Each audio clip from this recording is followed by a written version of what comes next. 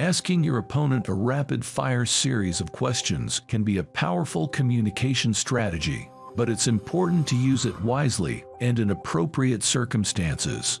By overwhelming them with questions, you can create a sense of disorientation and confusion, making it difficult for them to respond or defend their position.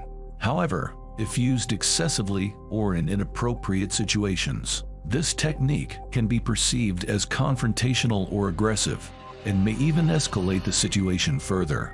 One effective way to use this technique is by asking a series of questions in quick succession, without giving your opponent time to answer. This can create a sense of confusion and make it difficult for them to respond.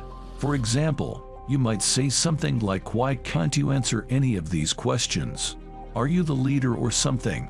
Why are you silent? And why are you always late?" By asking these types of questions, you can assert your dominance and put your opponent on the defensive, disrupting their ability to think clearly and respond effectively.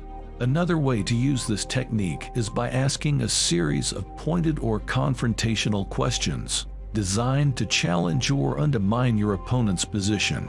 For example, you might say something like, "What makes you think you have the right to speak on this issue? How do you know you're right? Why should anyone listen to you?" By asking these types of questions, you can put your opponent on the defensive and make it difficult for them to maintain their position. There is also scientific evidence to support the effectiveness of this technique. According to research on social influence and persuasion, people are more likely to accept an argument or position when it is presented in a confident and assertive manner. By using the rapid-fire questioning technique, you can convey confidence and assertiveness and increase the likelihood that your opponent will accept your position. However, it's important to use this technique with caution, as it can also have negative consequences if used excessively or in inappropriate situations. For example, if you use this technique in a confrontational or aggressive manner, it may escalate the situation and lead to further conflict. It's also important to be aware of the potential risks of using this technique, as it may not always be effective in diffusing the situation and may even escalate it further.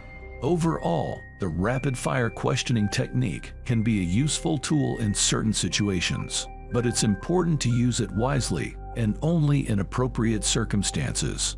By considering the potential risks and benefits and using the technique in a respectful and non-confrontational manner, you can effectively communicate your message and assert your position in difficult situations. Here are a few tips for using the rapid-fire questioning technique effectively. 1. Use it in appropriate circumstances. This technique is best used in situations where you want to assert your dominance or challenge your opponent's position. It is not appropriate to use this technique in all situations, and it should be used with caution in more formal or sensitive settings. 2. Be respectful and non-confrontational. It's important to use this technique in a respectful and non-confrontational manner. Avoid using aggressive or condescending language, and try to focus on the issues rather than attacking your opponent personally. 3. Be prepared for the response. When using this technique, it's important to be prepared for your opponent's response. They may try to defend their position or cower with their own questions. Be ready to respond effectively and continue the conversation in a respectful manner. 4. Use it in moderation.